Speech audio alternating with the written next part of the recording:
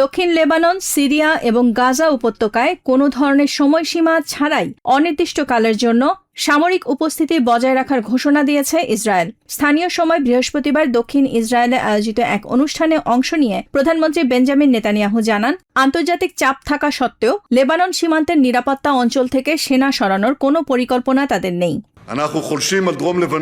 বিউফোর্টের চূড়া থেকে দক্ষিণ লেবানন এখন আমাদের নিয়ন্ত্রণে। এই নিরাপত্তা অঞ্চলে যতদিন প্রয়োজন আমরা থাকব। এখান থেকে সেনা প্রত্যাহারের কোনো অভিপ্রায় আমাদের নেই। বক্তব্যে ওয়াশিংটনের নাম উল্লেখ করে যুদ্ধকালীন মিত্রদের সাথে তৈরি হওয়া দূরত্বের কথাও তুলে ধরেন নেতানিয়াহু। জানান, যুদ্ধ চলাকালীন গোলাবারুদ সরবরাহ বন্ধের মতো আন্তর্জাতিক চাপও সামলাতে হয়েছে তাদের।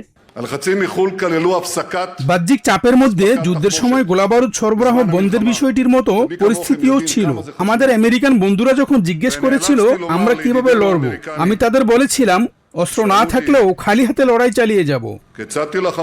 বরাবরের মতোই ইরানের পারমাণবিক কর্মসূচি নিয়ে নিজের কঠোর অবস্থানের কথা পুনর্ব্যক্ত করেন ইসরায়েলি প্রধানমন্ত্রী। বলেন, তিনি যতদিন প্রধানমন্ত্রী আছেন ততদিন ইরানকে পারমাণবিক অস্ত্র অর্জন করতে দেবেন না।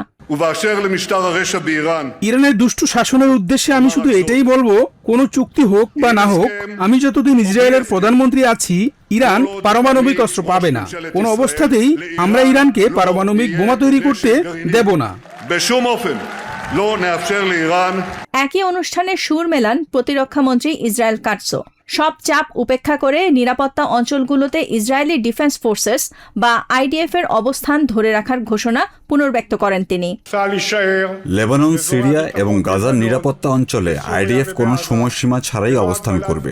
বর্তমান ও ভবিষ্যতে যত চাপই আসুক না কেন, লেবানন ও সিরিয়ার নিরাপত্তা বলয় থেকে সেনা প্রত্যাহারের আমরা বিরোধী।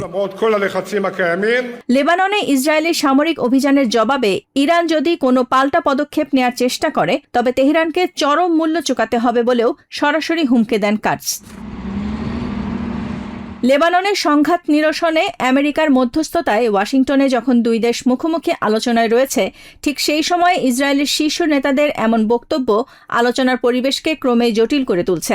এক সপ্তাহের মধ্যে অন্তত 3টিরও বেশি ভিডিও বার্তায় এমন বক্তব্য দিয়েছেন ইসরায়েলি প্রধানমন্ত্রী, যা যুদ্ধ পরিস্থিতিকে আরও দীর্ঘমেয়াদী সংঘাতের দিকে ঠেলে দিচ্ছে বলে মনে করছেন বিশ্লেষকরা।